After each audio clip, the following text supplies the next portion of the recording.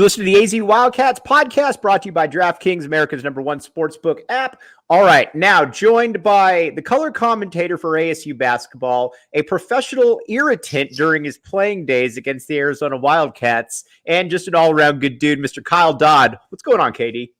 What's up, Mike? How are you? Not too bad, not too bad. Let's first talk about a little bit of what's going on here. We'll tell some people about a bet that we've got going on and a little bit more, but I got to be honest with you. Going into this season, I didn't expect anything from ASU. And if you would have told me before the year that, Marcus Bagley wasn't really going to play much, I would have thought even less. But I'll be honest with you. You guys are a lot better than I thought you would be. And this should be an interesting game Saturday. Yeah, I think so. I mean, I kind of feel the same. I think I probably had higher expectations than most of the people just in the public, just because I had seen some of the guys. And I thought a big key was whether or not they could gel and play together and kind of, adapt to each other's style, trust each other. I knew the talent was there, but sitting at 11-2 going into the rivalry game against a top 5 team in the country in U of A, and I think it's a good place to be. Obviously, it was a tough game last week before Christmas, but a good place to be for the Sun Devils, and I think it'll be another crazy game in a long list of crazy rivalry games. All right, let's talk up front, because the one thing that Arizona's been able to do pretty much all season is you've got Azuolas Tubelis and you've got Oumar Ballo. Those have been the two guys that have essentially combined for, 35 and 20. And it's really, you've been around long enough to know you don't see that very often. The guy that intrigues me, though, in this matchup for you guys is Warren Washington. Big 7-footer, blocks some shots. You're going to need a big game out of him, and talk a little bit about how you see that matchup going. Yeah, obviously it's key, and as well as anybody in the past, we've seen U of A bigs kind of have their way with the Sun Devils, and it's always been an undersized ASU team. This year, I think that's the one thing Bobby can say is they got some length and they have some size, probably the biggest team he's had easily by far since he's been here, and Warren's a big part of that. A 7-footer, offers some rim protection for the first time in a while. And honestly, on the offensive side, I've been more impressed with him than I thought I would be. I think every time he touches the ball, something good happens. It's not like he's going down and where Ballo's, backing you down and going to get a bucket. Warren's more of a facilitator out of the post, but every time he touches it, something good happens. So I think it's key to give him the basketball down there, even against the bigs against U of A. What's also impressive, too, is when I look at the stats, throughout, because I've rooted against ASU a lot this season. One thing about it, you look at it, and the perimeter guys, while they've been good, they don't shoot very high percentages, whether that's, Frankie Collins, whether that's Horn, but you're winning games and you've beaten some pretty good teams. How has that perimeter been able to kind of shake some of the sketchy shooting performances, but still win games against good teams? Yeah, I think honestly the athleticism, the length on the defensive side has led to a lot of their offense. Their best offense has been their defense, so far this year. And this is a team, if you've watched them at all, they get about 9-10 dunks a game. Lobs and that type of stuff. They're not going to just overwhelm you by burying shots from the outside. I think Desmond Cambridge and DJ Horn are the guys that are, when they get going are lethal, but they haven't shot it all that well this year, to be honest. So, when they have, you've seen stretches of really good basketball and, the Michigan game and Stanford and in Colorado in the second half where they shot it well. And it's tough to play against them when they guard the way they guard. So I think that's where their success has been, just their athleticism, their length on the defensive end. And that's how they're winning games right now. What stuck up for you, and I've talked about this a lot, Arizona this year is better than I thought they would be. I thought going into the year they would be, honestly, a top 15 to 20 team. I didn't feel that they would be a top 5, 6, 7 team with losing all they have. I was obviously wrong on that. What has surprised you most about Arizona this year, watching from afar? I think just the fact that they reloaded. And let's be honest, it pisses me off bad. You lose 3 dudes to the NBA, you're supposed to take a step down, and they really haven't. I think it's a tribute to Tommy and his staff, their system. Just watching them play offensively, and again, it sucks to admit, but it's fun to watch them play offensively. They run their stuff well, they score. the basketball at a high pace. And I thought they would be good with Tubelis coming back and Kerr and obviously big fella Balo. I thought was going to be take another step forward. I thought he was ridiculously good last year and just kind of went under the radar.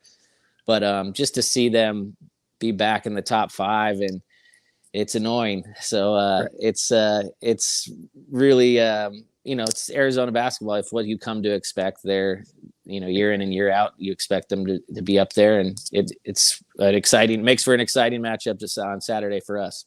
All right, we got a comment here I want to get to in just a second, but first, got to pay the bills. Four Peaks, the official brew of PHNX Sports. Go check it out. They got watch parties down at the Tempe location, or you can come down to the Tap and Bottle downtown location. We'll be down there Saturday watching the game, yelling at the screen. Come hang out, have a few drinks. It's a very, very good time. And like I said, Tap and Bottle, the official watch parties. Arizona State's way better than I thought they would be this year. So you know what? Kyle Dodd's going to be on the call. So you know what you could do? You could come down. You could listen to it you could listen to it in any manner you want. But we're going to be down there rooting for the Wildcats again. Check it out. Tap and Bottle watch parties downtown, 12 o'clock. Look forward to seeing you there. All right. Native Cat 87 has an interesting point right here. He said, do you think the Hurley affects his team more negatively when he flies off the handle like he did during the SF game? Or is that just kind of who he is and that's who you sign up to play for?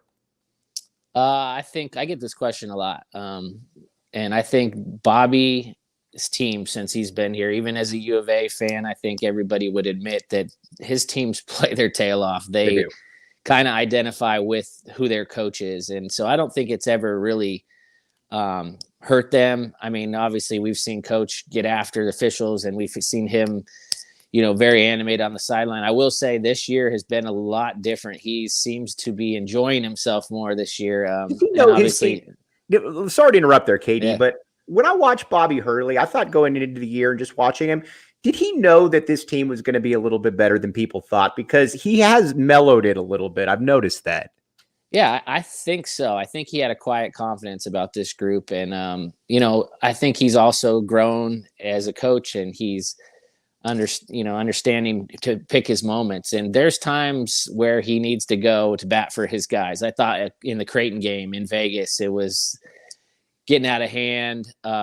Creighton went on a rather large run after ASU had a double-digit lead and they took a double-digit lead in a couple of calls that were just puzzling, and it seemed like a home game at that point to us, just because there were so many Creighton fans there. And Bobby, there was a couple calls that were just atrocious, and Bobby went to bat for his squad. He took a technical, and I said it on the air. I'm like, he's got to take that. That's a good tee right there.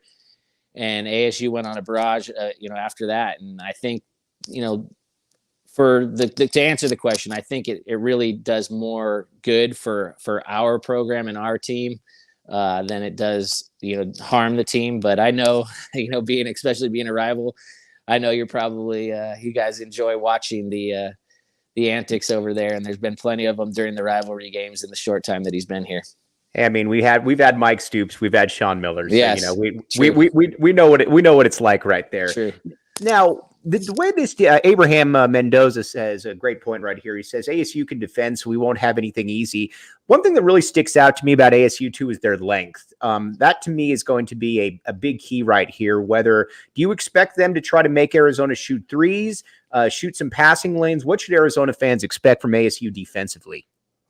I think they're just going to try to do what they've done to most teams and just make it uncomfortable. They really heat up the basketball. I would expect them to try to get under Kerr's skin a little bit and just, really heat up the basketball. Like I said, and with their length, they can get out and deny passing lanes, and they have the rim protection for the first time in a while. And so that's why they've been good defensively. It's been a real challenge for teams to score. So I think that's what you have to do to Arizona. You have to try to make them uncomfortable because we know how good they are offensively. So that's probably the shot that ASU has, to win this game. But it's interesting because, you guys are going in person on Saturday, you'll see it's for the first time in a while, you'll look and go, wow, these are two teams that look about the same size and they look the same length. And there's been so many times going into this game where I've watched you guys warm up and I'm like, good God, man, who are these dudes? And just sideline to sideline arms. And it's I can tell you this year, ASU does have the bodies and the size and the length. Now,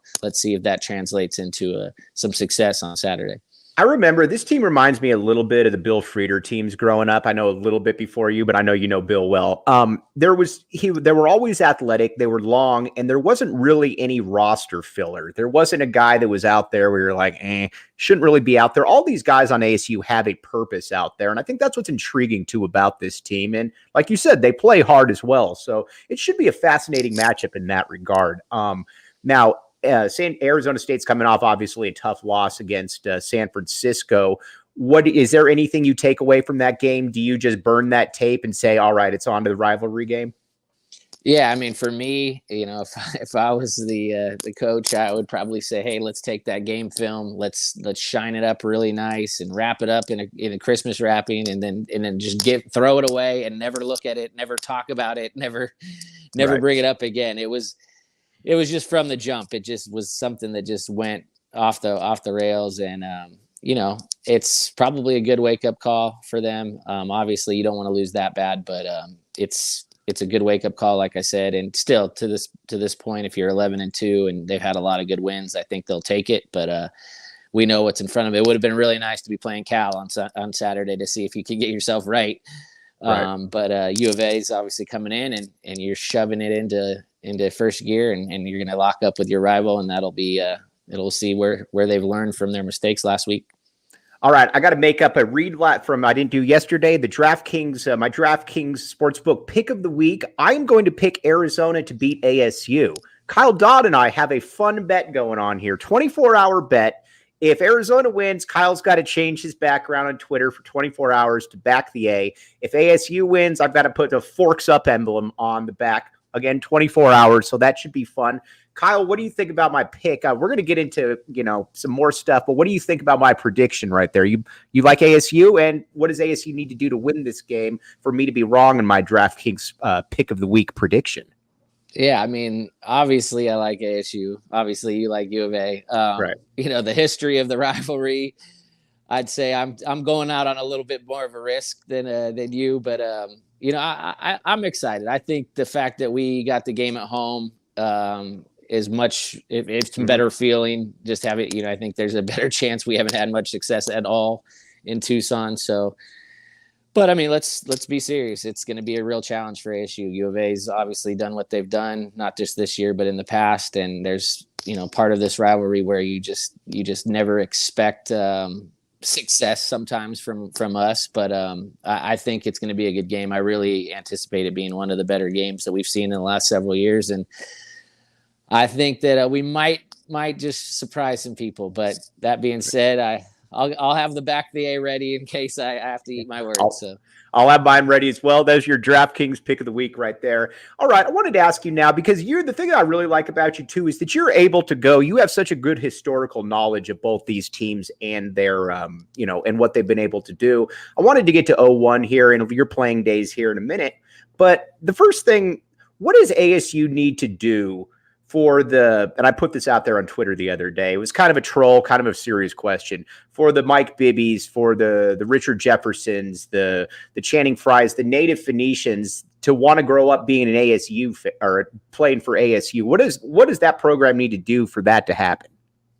I just think obviously have some success and sustain it. And I think, Coach Hurley's done a nice job doing that for, he had that 3-year stretch where, going to the tournament, or I guess the COVID year, we were going to go to the tournament for the third straight year and win 20 games for 3 years in a row. And that just doesn't happen here. So obviously U of A's enjoyed a rich history of winning. And I think a lot of guys, they see that. So if you can get it going, and I think the real window where we really missed an opportunity, and I tell people this all the time, was when Harden was here, Lute was retiring, U of A was in transition, ASU won 5 in a row. And it was like, okay. One year they won three in one season. Yeah. 3 straight. I give my boy Kyle Fogg, who's like my little brother. Not a lot of people don't know that either. I spent a lot of time. Interesting. I like it. Yeah. So Foggy and me grew up in the same area, and he's like I said, he's like a little brother to me. Stayed with me every summer. We trained together. I put him through workouts since he was a little kid, and I give him crap all the time because I'm like, you're like the only dude in the history to play for U of A to like have a losing record against ASU just because he had that he had that terrible stretch. But yeah, Foggy's he's a good dude, one of the better Wildcats of all time. I actually story that probably nobody knows, but I used to sit like courtside at McHale for several games before I was the color commentator. When I first moved back out to Arizona, I was running a training facility, and I'd sit courtside to go watch Fog play, and nobody ever knew. Very few. Every once in a while, I'd see somebody in the bathroom and be like, they'd give me this look like, oh my God, no way, Right. But I sat at several games and never cheered openly, but I wanted my boy Fog to do well, obviously. You're at an interesting point because I've always felt, especially when you played Arizona at its absolute apex all 4 years. And I've texted you before about this. I believe that 01 Arizona is the best team in Pac-12 in the last 25 years. And, that was something that you saw squarely, straight up with Lauren Woods, Michael Wright, Richard, Gilbert Arenas, Jason Gardner, can keep going, Luke Walton, who we'll get to in a second. But when you were playing those teams, first of all, do you agree with what I say right there? And what was it like playing those teams? Oh, I mean, it was stupid how good they were. I mean, when you got guys that they had coming off the bench that would be starters in any other Pac-10 team, and the guys that they had up front, and I talk about all the time, the best big we've ever played against or I've ever played against was Michael Wright. And I mean, he was an absolute load down there. You could not stop that guy. And, his game didn't necessarily translate to the next level, so to speak. But, he was as good a college big man as I've ever seen. And that team in 01, I mean, you look at Gilbert Arenas and what he did in the NBA. And I mean, Jason Gardner, people forget that him and Jay Williams were the two best guards in the country, the country as freshmen. Mm-hmm. Jason's freshman year, I mean, had he gone after his freshman year, I think Jason would have been a lottery pick. I mean, he was right there with Jay Williams from Duke, and then to have Gilbert and then Richard, oh, by the way, one of the best athletes, to play college basketball. And then Lauren Woods was just in the middle clogging things up with all arms, and Eugene Edgerson, who just came in and just did stupid things and beat people up. I mean, those teams were just loaded. The whole Pac-10, honestly, was loaded at that time. I always say that I played at the wrong time because it was every team had 3 NBA guys. I mean, Oregon had Ridnour, Jackson, Fred Jones. I mean, USC was loaded with Granville and Clancy and Trepagnier. Scalabrini was a league guy. I mean, Trepagnier, the lefty with the 50-inch vertical. Oh yeah, he was crazy. And I mean, it was Stanford was number 1 in the country for 2 of the years I was there. Right. So those were some good teams. And that 01 U of A team, obviously ran into Duke in the championship, but that was as good a college basketball team that I played. All right, let's say that you want to go to this game last second, but you don't know where to go to. Here's where you go. Game Time. You can get 60% off tickets many times last second. We've had a lot of people in our post-game shows hop on and say they were able to get their tickets. Check out the show notes and the link in the description. Game Time. You can get up to 60% off again. You can go there. You can watch Kyle Dodd. You can get pretty good seats and get Game Time again. 60% off. Check it out. Show notes and the link in the description. All right. What do you think when you were going into games? Because everybody remembers Kyle Dodd down here in Tucson. And, and I always tell people too, listen, man, he was a Division I basketball player. None of us were Division I basketball players. So what was your mentality going into these games? Because again, you were an irritant. Everybody knew who you were, and not that you were cheap or anything, but you were an irritant going into those games. What was your mentality? To be that. I mean, to do exactly that. And, being 6 foot and little white kid from Orange County, that I was 140 pounds when I got into the Pac-10. I think I started 9 or 10 games my freshman year. I had to be a little bit crazy. Right. I jumped out of the gym. I didn't shoot it all that well.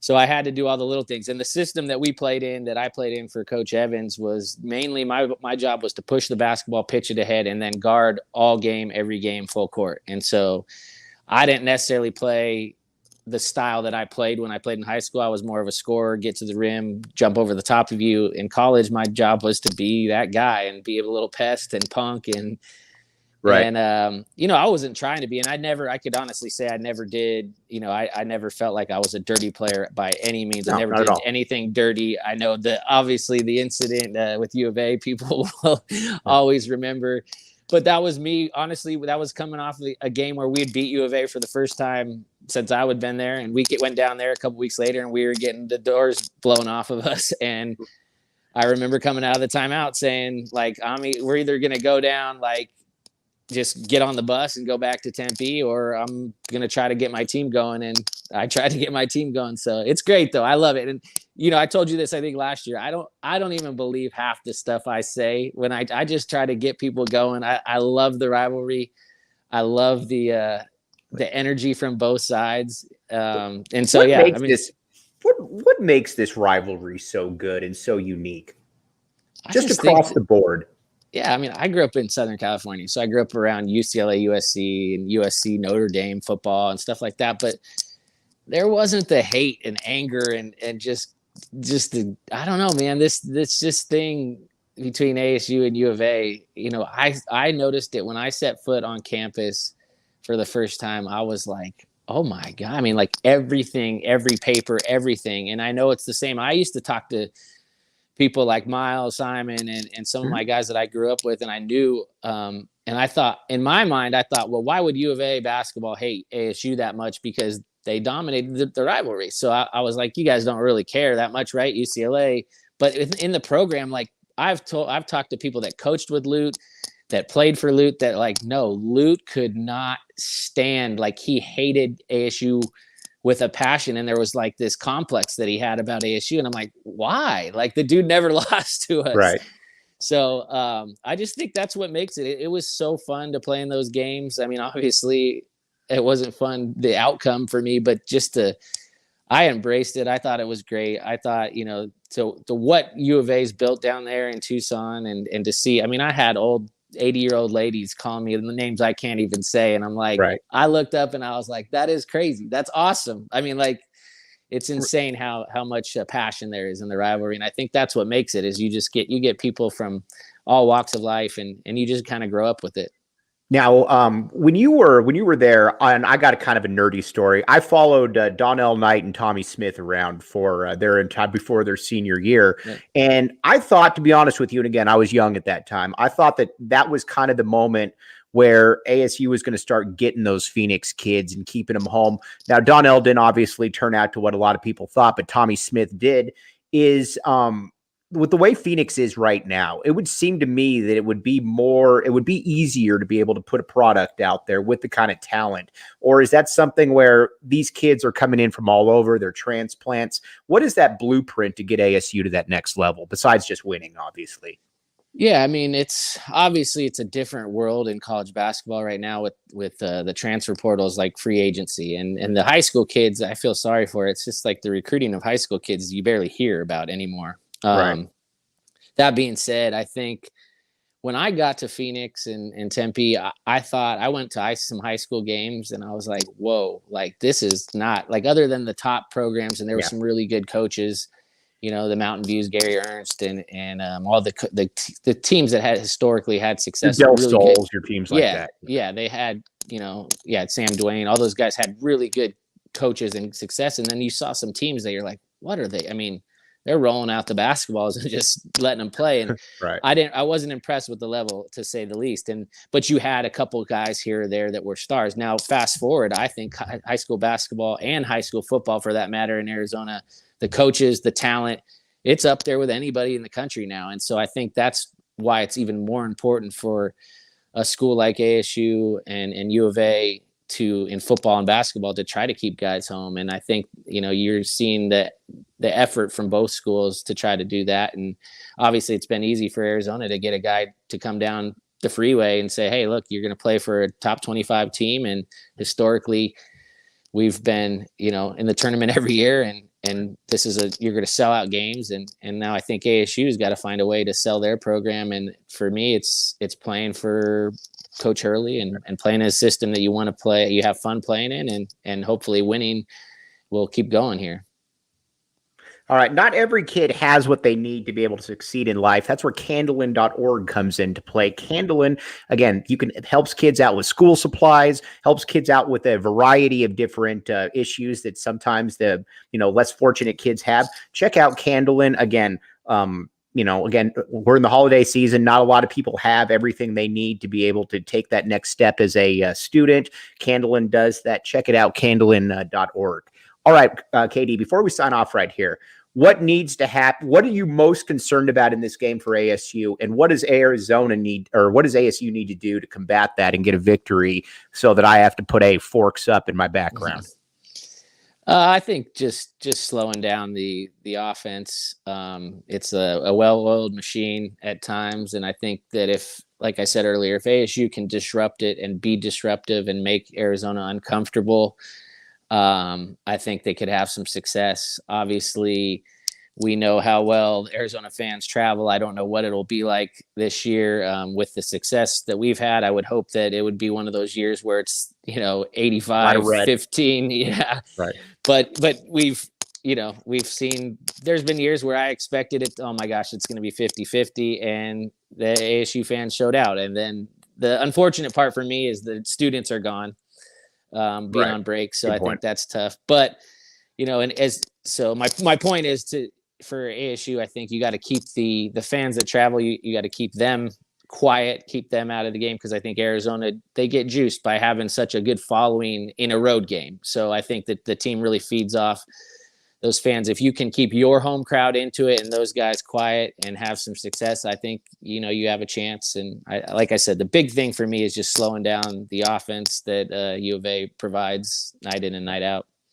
He's Kyle Dodd. Oh, by the way, Matt Muehlbach says, give you virtual knucks right there. Matt's a big Kyle Dodd fan right there. That's my boy. There's no better dude. And again, like I have to get this out there. It's not that I hate everybody at U of A. I don't hate anybody.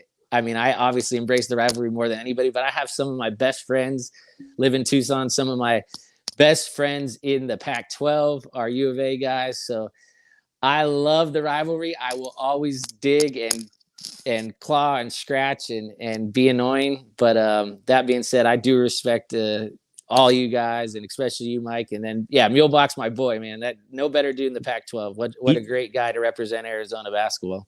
Matt's a good buddy of mine, and I can assure you that he's a fan of yours. So, all right, Kyle, we'll be in touch. But as always, really appreciate you giving me some of your time, my guy. Yeah, man, anytime. All right, he's Kyle Dodd. Catch him this Saturday at 12 o'clock. Back the A. You've been listening to the AZ Wildcats podcast.